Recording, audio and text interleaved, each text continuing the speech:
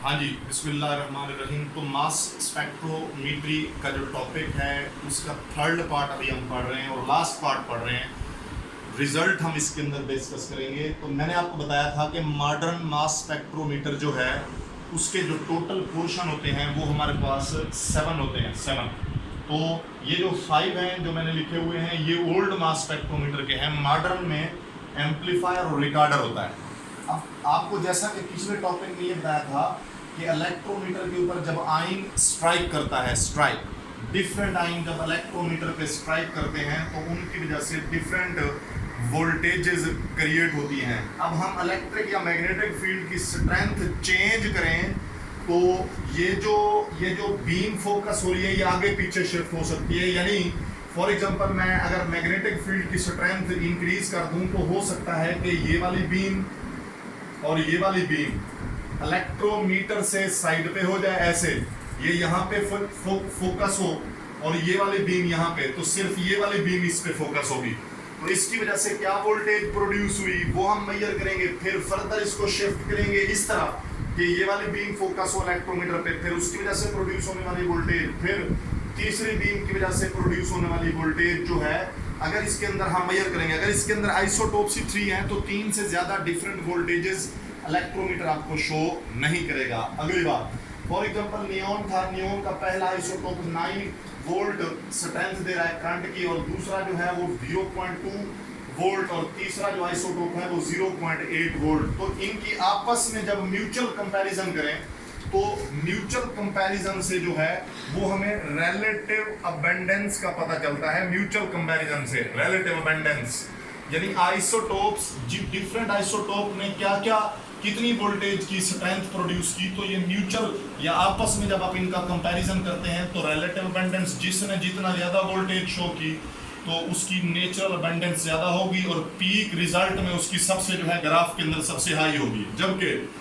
इन्हीं की जो वोल्टेज है उसको हम कार्बन 12 के साथ अगर कंपेयर करें, कार्बन 12 का डाटा मास स्पेक्ट्रोमीटर के अंदर फेड होता है ऑलरेडी, या फिर ये सारा एक्सपेरिमेंट कार्बन 12 के साथ करके उससे जो वोल्टेज प्रोड्यूस होगी फर्स्ट आइसोटोप की वोल्टेज कार्बन 12 की वोल्टेज के साथ कंपेयर करेंगे तो इसका रिलेटिव एटॉमिक मास, सेकंड की वोल्टेज का कंपैरिजन करेंगे तो इसका रिलेटिव एटॉमिक मास, और थर्ड आइसोटोप की वोल्टेज को कंपेयर करेंगे जब हम कार्बन 12 के साथ, तो इसकी हमारे पास रिलेटिव एटॉमिक मास आएगा। इसके बाद हमें रिजल्ट कैसे मिलेगा, तो रिजल्ट हमें मिलेगा इस पीक की फॉर्म में, हमें रिजल्ट मिलेगा इस तरह कि जिसमें देखें एक्स एक्सिस पे हमने मास लिया हुआ है यानी मास नंबर, और वाई एक्सिस पे रिलेटिव अबंडेंस।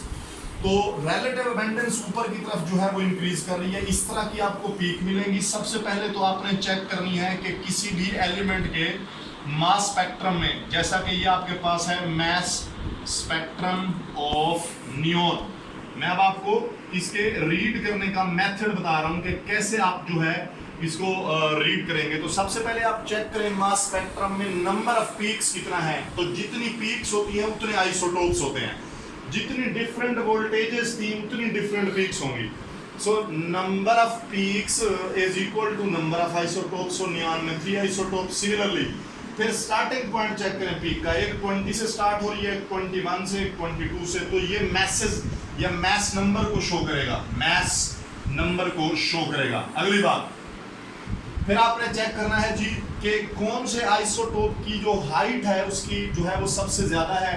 तो height off peak relative abundance को बेसिकली जिसकी वोल्टेज जितना ज्यादा होगी उतना उसकी पीक की जो हाइट है वो भी ज्यादा होगी, जिसकी वोल्टेज जितना लो होगी उसकी पीक उतना छोटी होगी। तो हमने एम्पलीफायर इसलिए यूज किया था कि वो आइसोटोप जो बिल्कुल थोड़ी वोल्टेज में पाया जाता है, जिसकी नेचुरल अबंडेंस बिल्कुल कम है, एम्पलीफाई करके उसको हम डिटेक्ट कर सकते हैं कि वो कितने परसेंट है।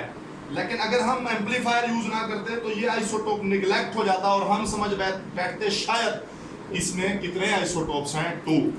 अगली बात, ये जो सारा हमने मेथड पढ़ा इसके अलावा और भी मेथड्स हैं आइसोटोप्स को सेपरेट करने के, तो वो हमारे पास जो कुछ मेथड्स हैं ये डिटेल में आपके सिलेबस में नहीं है। जस्ट इनके नेम है, थर्मल डिफ्यूजन है, लेजर सेपरेशन है, इलेक्ट्रोमैग्नेटिक सेपरेशन है, इसी तरह गैसियस डिफ्यूजन है, और इसी तरह अल्ट्रा सेंट्रीफ्यूज और डिस्टिलेशन, ये कुछ प्रॉपर्टीज की बेस पर, क्योंकि आइसोटोप के मैसेज डिफरेंट होते हैं तो उनकी फिजिकल प्रॉपर्टीज भी डिफरेंट होती हैं, तो उस बेस पर हम उनको सेपरेट करते हैं। मैं तो समराइज कर रहा हूँ आखिर में। देखें, मास स्पेक्ट्रोमेट्री हमने पढ़ा जिसमें एलिमेंट के आइसोटोप्स की रिलेटिव अबंडेंस और एटॉमिक मैसेज हमने फाइंड आउट करने थे।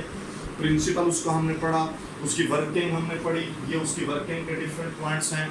इसको याद करने का तरीका ये है कि पहले आप इसकी इस तरह हेडिंग्स बना लें, प्रिंसिपल सीखें, डेफिनेशन सीखें, डायग्राम की प्रैक्टिस करें, ठीक है जी, और इसको इस तरह रीड करना सीखें। थैंक यू वेरी मच, जज़ाकल्लाह।